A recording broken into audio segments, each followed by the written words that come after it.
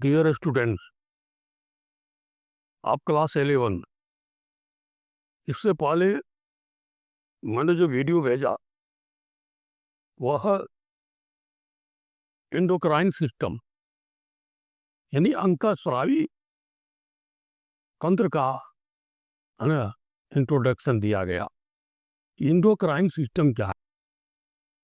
तो हमने बताया था कि सभी एंडोक्राइन ग्लैंड्स मिलकर के क्या करते हैं, एंडोक्राइन सिस्टम बनाते, अंतःस्रावी तंत्र बनाते। और एंडोक्राइन ग्लैंड से जो स्राव निकलता, जो जूस निकलते, जो रस निकलते, उसे हार्मोन कहा जाता है। और हार्मोन हमारे शरीर का टोटल कंट्रोल एंड कोऑर्डिनेशन करता है, नियंत्रण और समन्वय करता है। सारे क्रियाओं को वह क्या करता है, सारे क्रियाओं को कंट्रोल करता है, नियमित करता है। तो आज मैं उसी कड़ी में अंतःस्रावी तंत्र यानी एंडोक्राइन सिस्टम का जो ग्लैंड्स है, पहला ग्लैंड, उससे पहले हाइपोथैलेमस है, लेकिन मुख्य रूप से पिट्यूटरी ग्लैंड से हम शुरू करते हैं।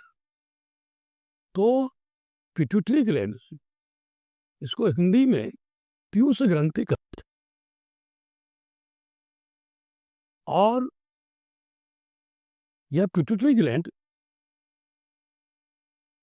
कहता है कि यह पी साइज मटर के दाने की तरह पी साइज होता है, located at the base of the brain, brain के आधार में यह अवस्थित है, just below the hypothalamus, hypothalamus के नीचे। जैसा कि आप जानते हैं कि हाइपोथैलेमस कहाँ है, वो फोर ब्रेन में। ब्रेन का 3 पार्ट होता है, फोर ब्रेन, मिड ब्रेन और हिंड ब्रेन। तो ये फोर ब्रेन में हाइपोथैलेमस होता है, और हाइपोथैलेमस के नीचे ये पिट्यूटरी ग्लैंड होता है, पीयूष ग्रंथि होते हैं। और इस पिट्यूटरी ग्लैंड को मास्टर ग्लैंड कहा जाता है। परीक्षाओं में पूछता है कि why pituitary is called the master gland.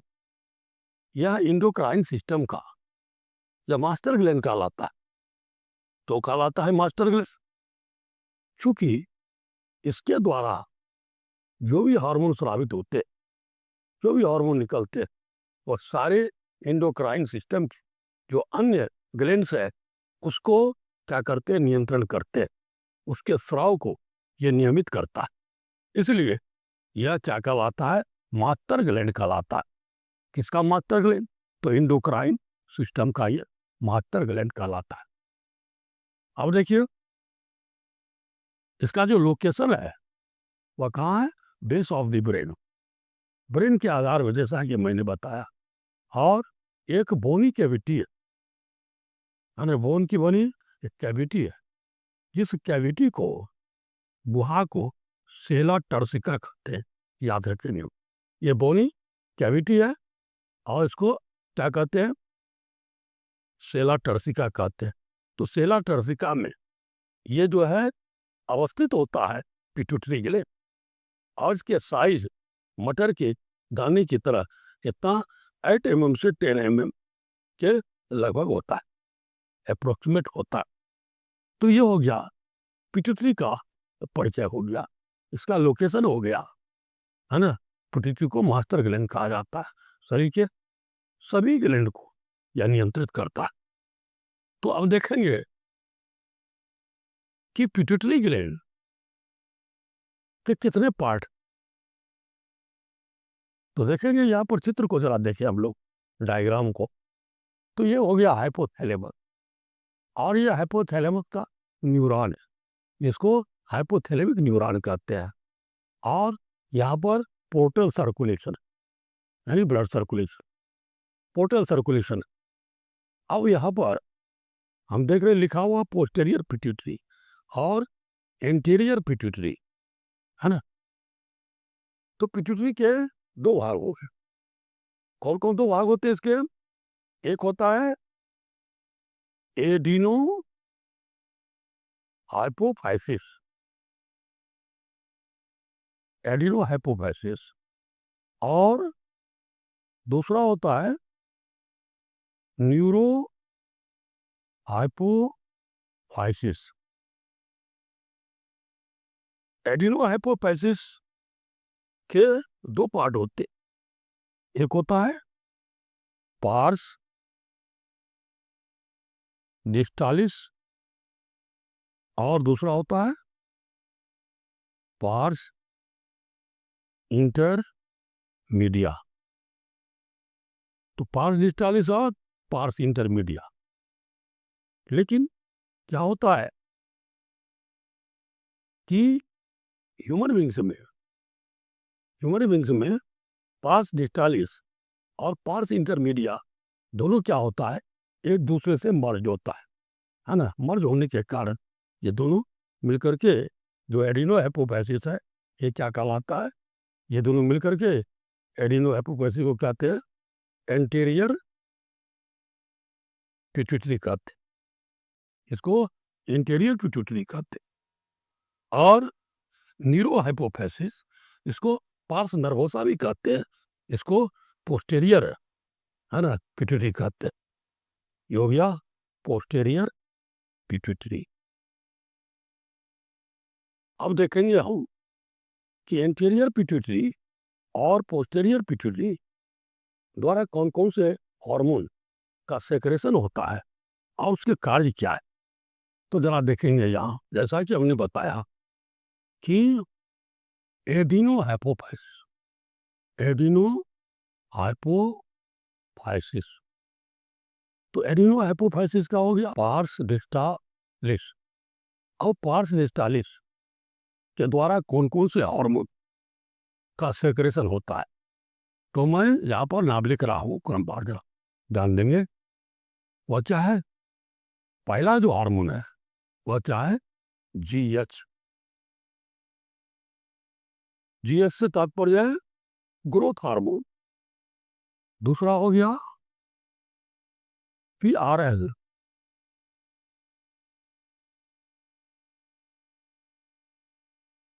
तीसरा है टीएसएच, फिर हो गया एसीटीएच, उसके बाद है एलएच, और फिर है एफएसएच। ये हार्मोन किसके द्वारा हो गया, तो ये हार्मोन हो गया आपको पार्स डिस्टालिस के द्वारा। और पार्स डिस्टालिस के द्वारा ये हो गया, यहाँ पर है पार्स इंटरमीडिया। पार्स इंटरमीडिया द्वारा एक हार्मोन का स्राव होता है, वह क्या है, मिलानोसाइट है ना, MSH। यह हार्मोन का पार्स इंटरमीडिया के द्वारा स्राव होता है। अब इसके बाद आता है, ये हो गया आपको इंटीरियर पिट्यूटरी। टोटल ये हो गया एंटीरियर पिट्यूटरी की बात हमने किया है ना।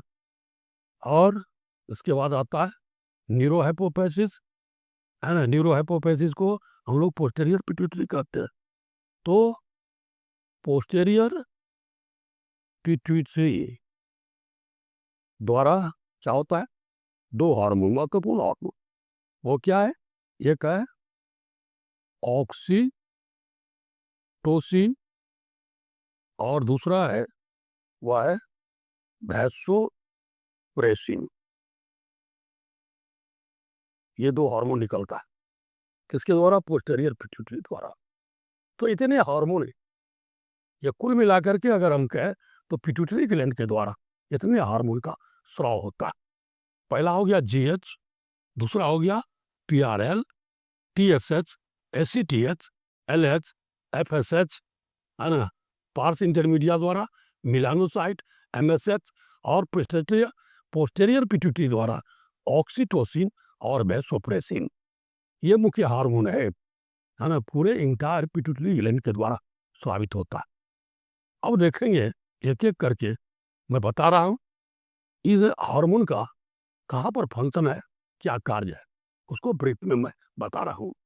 तो देखेंगे पहला है जीएच। जीएच को ग्रोथ हार्मोन कहते है ना, जीएच को ग्रोथ हार्मोन कहते हैं। तो ये जो ग्रोथ हार्मोन है ना, ग्रोथ हार्मोन, इसका दूसरा नाम भी है, वो क्या है, एसटीएच, सोमैटोट्रॉपिक हार्मोन। सोमैटोट्रॉपिक हार्मोन, तो ये ग्रोथ हार्मोन क्या करता है, यह मानव के ग्रोथ को नियंत्रित करता है, कंट्रोल करता है। लेकिन कुछ ऐसे समय आते हैं जिस समय इस ग्रोथ हार्मोन का क्या होता है, हाइपर सेक्रेशन होता है। तो ग्रोथ हार्मोन का हाइपर सेक्रेशन होता है। तो हाइपर सेक्रेशन के क्रम में क्या होता है, मानव की लंबाई काफी बढ़ जाता है और ये एक डिसऑर्डर कायम करता है, और इसे क्या कहते हैं, जाइगेंटिज्म कहा जाता है, उसको जाइगेंटिज्म कहते हैं। तो ये हो गया hyper secretion of GH, GH के हाइपर सेक्रेशन से हुआ। फिर क्या है, जीएच के हाइपोसेक्रेशन से, ये है ना, ठीक इसका अपोजिट होता है। बच्चों में ये होता है, लेकिन प्रारंभ में तो क्या होता है, ग्रोथ जो है रुक जाता है, और हाइपोसेक्रेशन के क्रम में क्या होता है, ड्वार्फिज्म आ जाता है ना, ड्वार्फिज्म। ड्वार्फिज्म का मतलब हुआ बौनापन, और साइकेंटिज्म का मतलब हुआ दैत्याकार शरीर, और ये ड्वार्फिज्म बौनापन हो गया।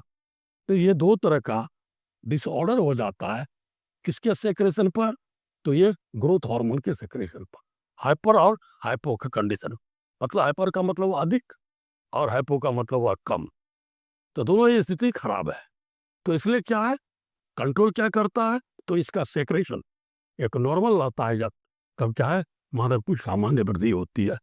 तो ये हो गया ग्रोथ हार्मोन की बात हमने किया। अब ग्रोथ हार्मोन के बाद दूसरा है PRL, सो कहा जाता है प्रोलैक्टिन, है ना, प्रोलैक्टिन हार्मोन हो गया ये प्रोलैक्टिन हार्मोन जो है, यह फीमेल्स में मिल्क सेक्रेशन और मेमोरी ग्लैंड, है ना, को यह नियंत्रित करता है, यानी मेमोरी ग्लैंड द्वारा, है ना, मिल्क सेक्रेशन को यह कंट्रोल करता है। तो ये हो गया PRL। PRL की बात आता है TSH। TSH क्या हो गया, इसको कहा जाता है थायराइड स्टिमुलेटिंग हार्मोन। यह जो हार्मोन है TSH, यह थायराइड ग्लैंड को स्टिमुलेट करता है और उसके सेक्रेशन को नियंत्रित करता है। कौन, TSH। तो इस तरह से हम देखें GH, PRL, TSH को। अब हम देखते हैं वो है ACTH। अब है ACTH, क्या हो गया इसका फुल फॉर्म, है ना, Adreno corticotropic hormone. Adreno corticotropic hormone, ये क्या करता है, कोर्टिकॉइड्स हार्मोन को कंट्रोल करता है, यानी एड्रिनल कॉर्टेक्स, एड्रिनल ग्लैंड के दो भाग हो गया, एड्रिनल कॉर्टेक्स और एड्रिनल मेडुला। तो ये एड्रिनल कॉर्टेक्स को ये हार्मोन नियंत्रित करता है, यानी कॉर्टिकोट्रॉपिक हार्मोन, कॉर्टिकॉइड्स हार्मोन को ये रेगुलेट करता है। तो ये हो गया ACTH, एड्रिनो कॉर्टिकोट्रॉपिक हार्मोन। अब एसिटेट के बाद आता है LH, है ना, ल्यूटिनाइजिंग हार्मोन, है ना, LH और FSH। ये मेल में एंड्रोजन एंड्रोजन हार्मोन सेक्रेशन में सहायक होता है, और FSH क्या है, जो कहते हैं फॉलिकल स्टिमुलेटिंग हार्मोन्स, या फॉलिकल्स जो होता है ना, प्राइमरी फॉलिकल से लेकर के मैच्योर फॉलिकल, ग्राफियन फॉलिकल तक का जो होता है, और ग्राफियन फॉलिकल से फिर उसके रप्चरिंग के बाद जो ओव्यूलेशन होता है और कॉर्पस लुटियम बनता है ना, उस सब को जो है नियंत्रित करता है फॉलिकल स्टिमुलेटिंग हार्मोन, किसमें, फीमेल में, और मेल में भी LH, है ना। ये मतलब ल्यूटिनाइजिंग हार्मोन, ये मेल और फीमेल दोनों में LH एंड FSH क्या करता है, इसको क्या कहते हैं, यह मतलब फॉलिकल मेल फीमेल में और मेल में एंड्रोजन नाम का हार्मोन का स्राव में यह मदद करता है। तो इस तरह से LH और FSH और LH, या ओवल्यूशन ओव्यूलेशन फीमेल में, ओव्यूलेशन में, है ना, इसकी काफ़ी भूमिका है, और ये फॉलिकल को स्टिमुलेट करता है, और प्राइमरी फॉलिकल से मैच्योर फॉलिकल, ग्राफियन फॉलिकल, और उसके रप्चरिंग से फिर कार्पस लुटियम के बनने और उसके नियंत्रण करता है। तो ये LH और FSH का काम हो गया। अब इस तरह से क्या हो गया, एडिनो क्या कहते हैं, एडिनो हाइपोफाइसिस से जितने भी हार्मोन निकले उसके बारे में मैंने बता दिया। उसके बाद आता है न्यूरोहाइपोफाइसिस, जिसको पोस्टीरियर पिट्यूटरी कहते हैं। तो पोस्टीरियर पिट्यूटरी से एक हार्मोन जिसको मेलानोसाइट कहते हैं, वह क्या करता है, स्किन के पिगमेंटेशन में वह मदद करता है, वह स्किन के पिगमेंटेशन में मदद करता है मेलानोसाइट। तो इस तरह से ये हो गया एंटीरियर पिट्यूटरी की बात। अब पोस्टीरियर पिट्यूटरी में क्या है, तो एक हार्मोन है पोस्टीरियर पिट्यूटरी का, वह क्या है, ऑक्सीटोसिन। ऑक्सीटोसिन या मसल्स, सॉफ्ट मसल्स में और मसल्स के कॉन्ट्रैक्शन में ये मदद करता है, और at the time of birth, at the time of birth of children, है ना, इन फीमेल्स, ये क्या करता है, ये कॉन्ट्रैक्शन, है ना, करके, और यूटेरस में कॉन्ट्रैक्शन लाता है, और है ना, इन्फेंट को क्या करते हैं, इंजेक्शन में यह मदद करता है, यानी चाइल्ड बर्थ में यह मदद करता है। और फिर वैसोप्रेसिन, ये वैसोप्रेसिन, ये जो हार्मोन है, यह हार्मोन, ये हार्मोन वैसोप्रेसिन, ये क्या करता है ना, ये यूरिनेशन को ये नियंत्रित करता है, ये स्टिमुलेट करता है, और किडनी को स्टिमुलेट करके ये क्या करता है, तो यूरिन के मात्रा को ये कम करने में मदद करता है। इसको ADH भी कहा जाता है, ADH, एंटी ड्यूरेटिक हार्मोन। ये क्या कहते हैं, डायरूसिस, या ये यूरिन को नियंत्रण करता है, ADH एंटी ड्यूरेटिक हार्मोन कहलाता है। तो इस तरह से ऑक्सीटोसिन हो गया, और वैसोप्रेसिन हो गया, LH हो गया, FSH हो गया, है ना, और FCTH हो गया। तो इस तरह से हमने एट ए ग्लांस आपको सभी हार्मोन्स के बारे में, है ना, पिट्यूटरी ग्लैंड से निकलने वाले हार्मोन के बारे में मैंने एक ब्रीफ अकाउंट आपके समक्ष रखा। आपने अभी तक मेरा साथ दिया, इसके लिए आपको बहुत बहुत धन्यवाद है। और इस वीडियो को देखिए, पुनः लाइक कीजिए, शेयर कीजिए, और इस चैनल को सब्सक्राइब कीजिए। धन्यवाद।